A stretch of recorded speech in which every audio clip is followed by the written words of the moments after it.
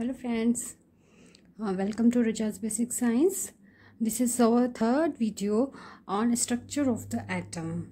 In earlier videos we have discussed about the Thomson model, J.J. Thomson model, and also we discussed about the Rutherford model. I hope you remember both the models, and we have discussed on these both the models.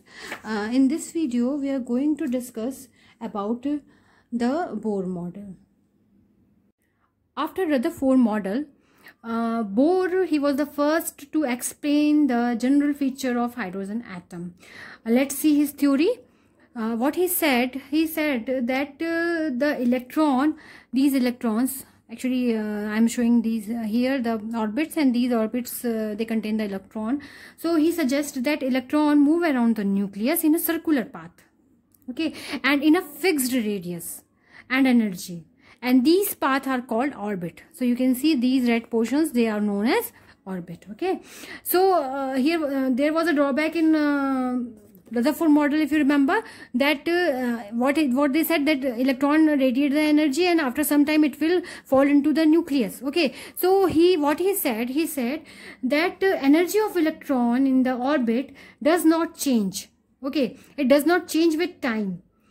Okay, and however electron will move from a lower, when it comes in a lower stationary state, then it goes to the higher stationary state when it has a required energy. So what he suggests that when the electron absorbed energy, so at that time it transfer from lower energy level to higher energy level when it absorb energy. Okay, and when it emits energy, when it emitted the energy, at that time it comes from higher energy level to the lower energy level.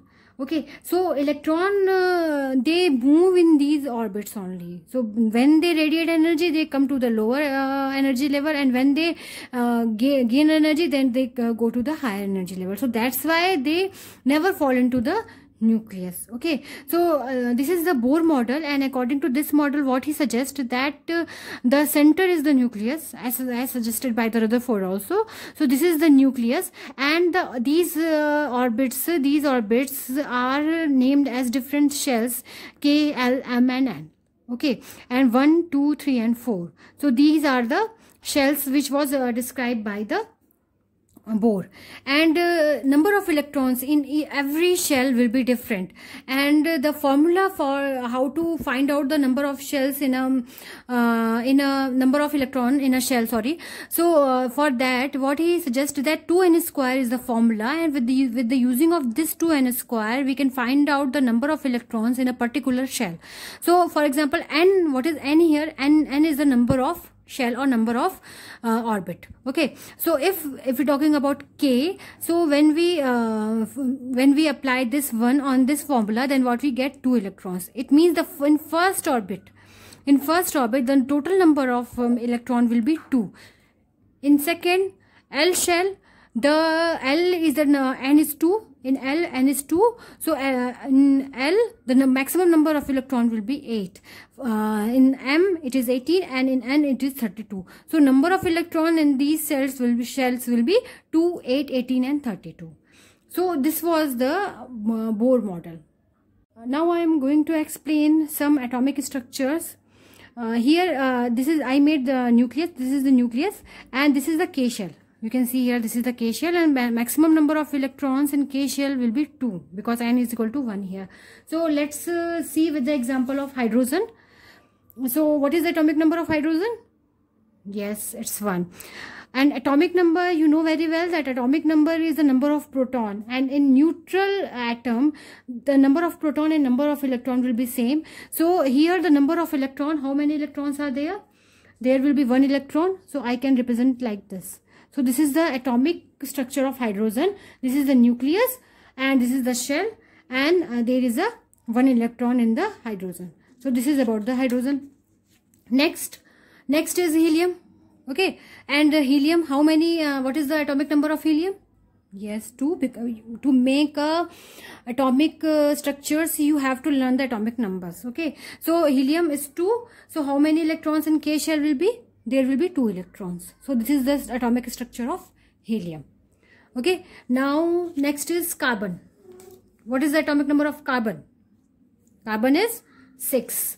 Okay, so now you can see here that the first shell, the K shell, is complete because the maximum number of electron in K shell is 2. So what happened? The another shell, this shell is L shell.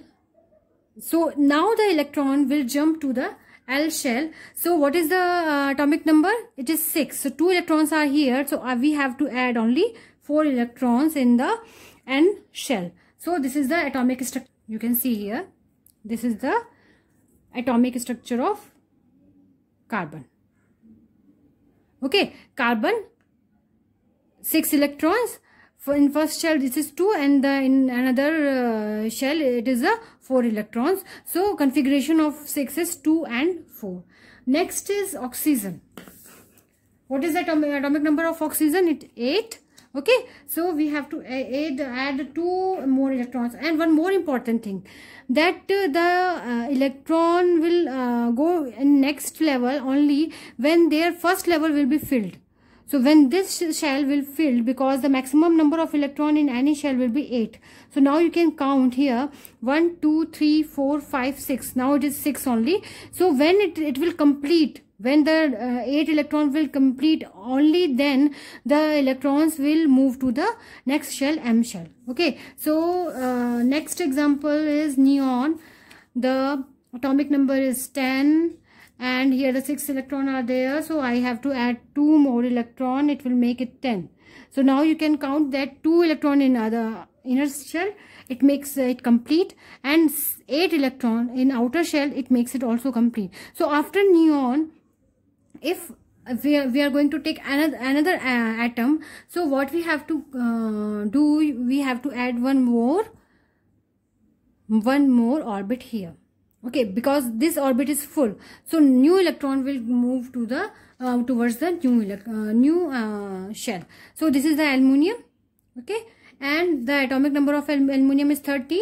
How much electrons are there? 10, because this is the organ structure and this is the inert gas configuration. Now it is complete. So we have to add these 3 electrons in the outermost layer of this outermost layer. This is the L shell, and the number of electron here is 3. So total this is the atomic structure of aluminium. Okay, now this is the last example.